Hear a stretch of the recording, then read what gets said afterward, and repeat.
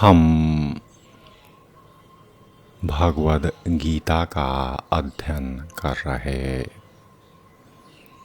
5वें अध्याय के 21वें श्लोक से अब आरंभ करेंगे। भगवान ने अर्जुन को इस स्थान पर कहा कि बाह्य स्पर्शेषु असक्त आत्मा विन्दति आत्मनि यत सुखम सह ब्रह्मयोग युक्त आत्मा सुखम अक्षयम अश्रुते। कि हे अर्जुन, अभी तक मैंने जो भी मुक्त पुरुष के विषय पर तुम्हें उपदेश किया है, ऐसे मुक्त पुरुष भौतिक इंद्रिय सुख की ओर अति आकृष्ट नहीं होते, अपितु सदैव समाधि में रहकर अपने अंतर में आनंद का अनुभव करते रहते। इस प्रकार स्वरूप सिद्ध व्यक्ति परब्रह्म में एकाग्रचित्त होने के कारण असीम सुख भोगते हैं। तात्पर्य यह कि एक उदाहरण से समझते महान भक्त श्री यामुनाचार्य ने कहा था कि जब से मैं भगवान की दिव्य प्रेम भक्ति में लगकर उनमें स्थित हो गया हूँ, नित्य नवीन आनंद का अनुभव करने लगा हूँ।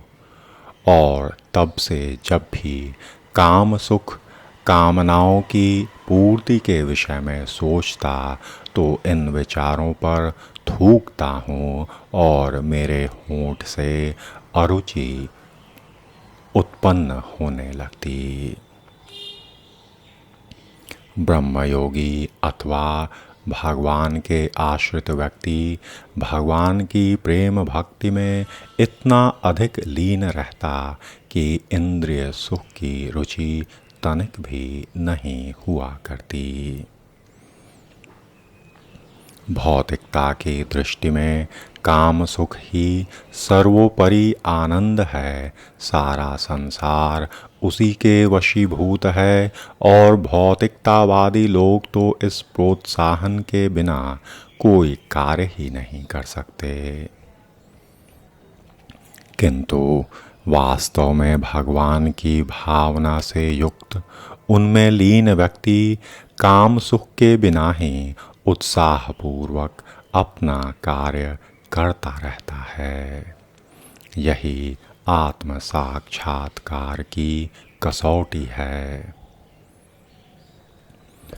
भगवान अर्जुन को कहने लगे, आत्म साक्षात्कार तथा काम सुख कभी साथ साथ नहीं चलते और भगवान की भावना में रत व्यक्ति जीवन मुक्त होने के कारण किसी भी प्रकार के इंद्रिय सुख से आकर्षित होते ही नहीं। 22वें श्लोक में भगवान अर्जुन को कहने लगे, ये ही संस्पर्शजा भोगा दुख योनयः एव ते आदि अंतवंत कौन्ते न तेषु रमते बुधः। बुद्धिमान मनुष्य दुख के कारणों में भाग नहीं लेता जो कि भौतिक इंद्रियों के संसर्ग से उत्पन्न होते हैं। भगवान ने अर्जुन को कहा, हे कुंती पुत्र, ऐसे भोगों का आदि तथा अंत होता है, अतः चतुर व्यक्ति उनमें आनंद नहीं लेता। तात्पर्य यह कि भौतिक इंद्रिय सुख उन इंद्रियों के स्पर्श से उद्भूत है जो नाशवान है, क्योंकि शरीर स्वयं नाशवान है। मुक्तात्मा किसी नाशवान वस्तु में रुचि नहीं रखता। दिव्यानंद के सुखों से भली भांति वह अवगत मिथ्या सुख के लिए क्यों सहमत होगा। पद्म पुराण में एक जगह बात आई कि योगीजन परम सत्य में रमण करते हुए अनंत दिव्य सुख प्राप्त करते हैं, इसलिए परम सत्य को भी राम कहा जाता।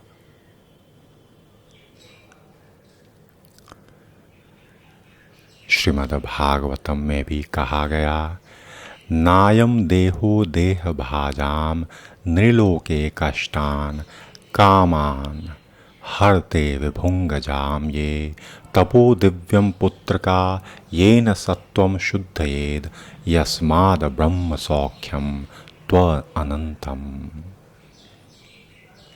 कि हे पुत्रों, इस मनुष्य योनि में इंद्रिय सुख के लिए अधिक श्रम करना व्यर्थ है। ऐसा तो सुख तो सूकरों को भी प्राप्त है। इसकी अपेक्षा तुम्हें इस जीवन में तप करना चाहिए, जिससे तुम्हारा जीवन पवित्र हो जाए और तुम असीम दिव्य सुख को प्राप्त कर सको। अतः जो यथार्थ योगी या दिव्य ज्ञानी हैं, वे इंद्रिय सुखों की ओर आकृष्ट नहीं रहते, क्योंकि ये निरंतर भवरोग के कारण हैं। वो भौतिक सुख के प्रति जितना ही आसक्त होता, उसे उतने ही अधिक भौतिक दुख मिलते हैं। 23वें श्लोक में भगवान ने कहा, शक्नोति इह एव यह सोढ़ुं प्राक् शरीर विमोक्षणात् काम क्रोध उद्भवं वेगम सह युक्तः सह सुखी नरः। यदि इस शरीर को त्यागने के पूर्व कोई मनुष्य इंद्रियों के वेगों को सहन करने तथा इच्छा एवं क्रोध के वेग को रोकने में समर्थ होता है, तो वह इस संसार में सुखी रह सकता। तात्पर्य यह कि यदि कोई आत्म साक्षात्कार के पथ पर अग्रसर होना चाहता है, तो उसे भौतिक इंद्रियों के वेगों को रोकने का प्रयत्न करना चाहिए। ये वेग हैं वाणी वेग, क्रोध वेग, मनोवेग, उदर वेग, उपस्थ वेग और जिह्वा वेग। जो व्यक्ति इन विभिन्न इंद्रियों के वेगों को तथा मन को वश में करने में समर्थ है, वह गोस्वामी या स्वामी कहलाता।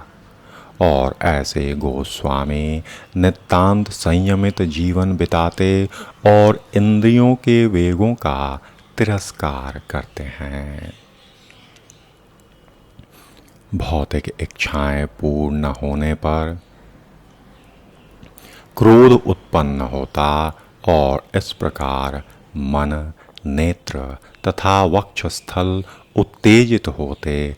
अतः इस शरीर का परित्याग करने के पूर्व मनुष्य को इन्हें वश में करने का अभ्यास करना चाहिए।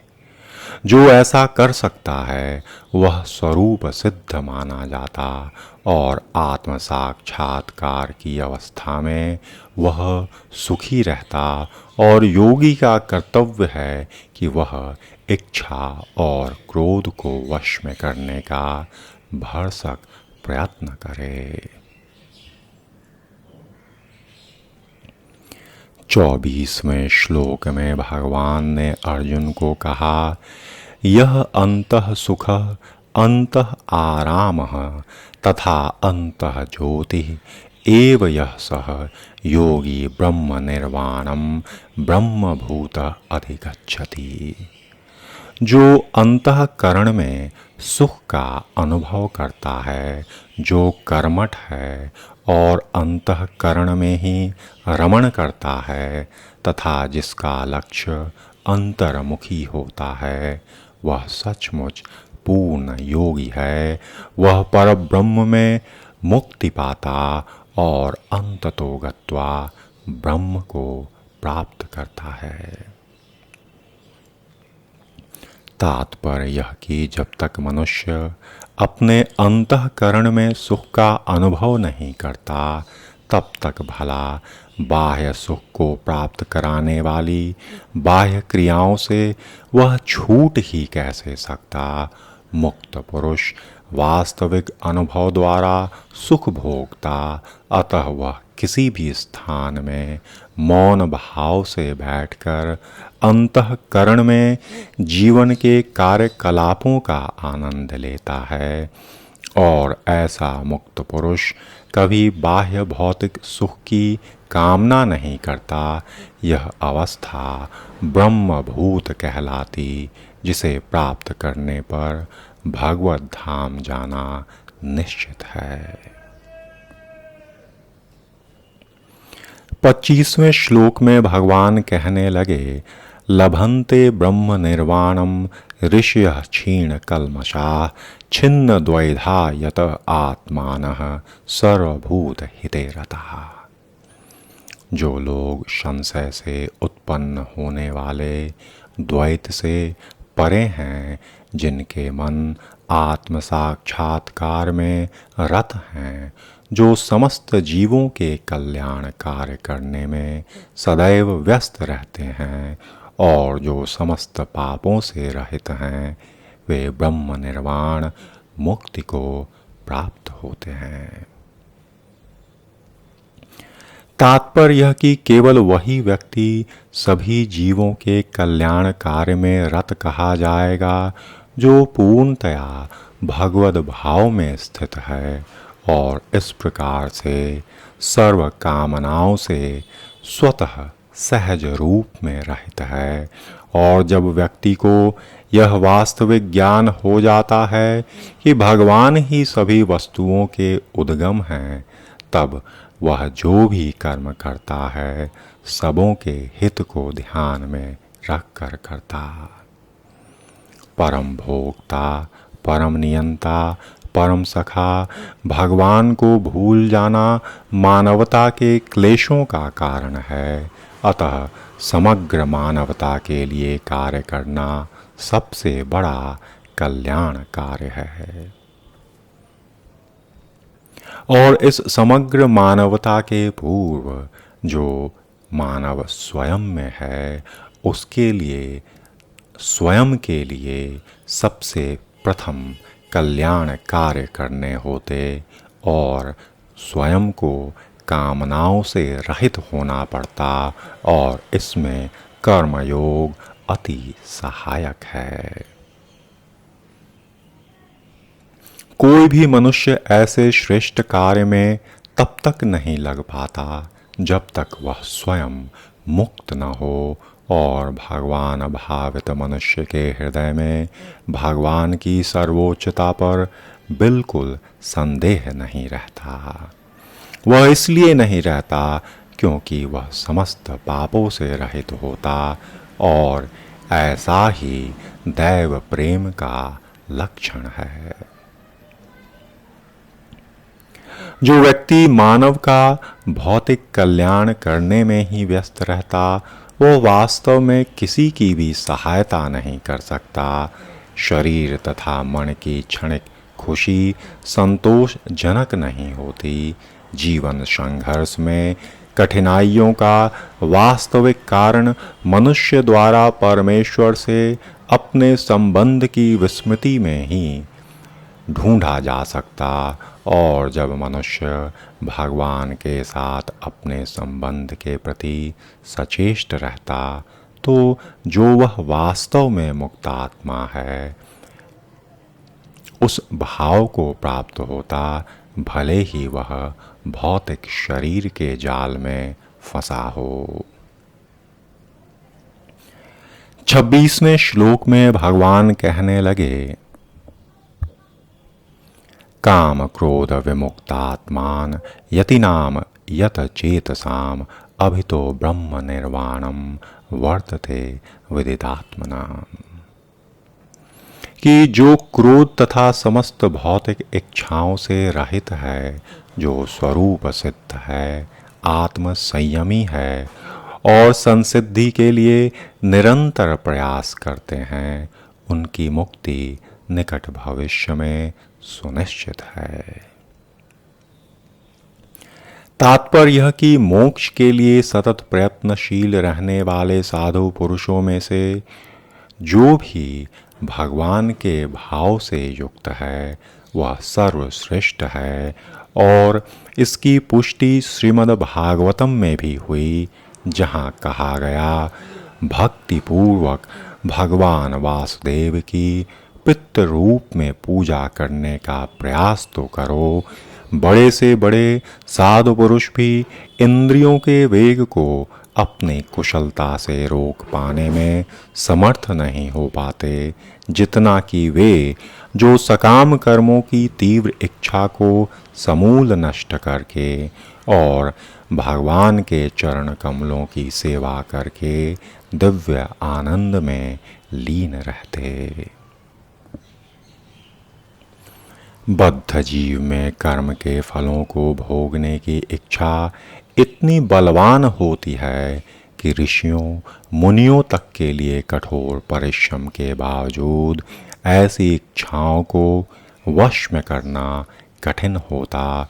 जो भगवत भक्त भगवान की चेतना में रहकर निरंतर भक्ति करता और आत्म साक्षात्कार में सिद्ध होता, वह शीघ्र ही मुक्ति प्राप्त करता और आत्म साक्षात्कार का पूर्ण ज्ञान होने से वह निरंतर समाधिस्थ रहता।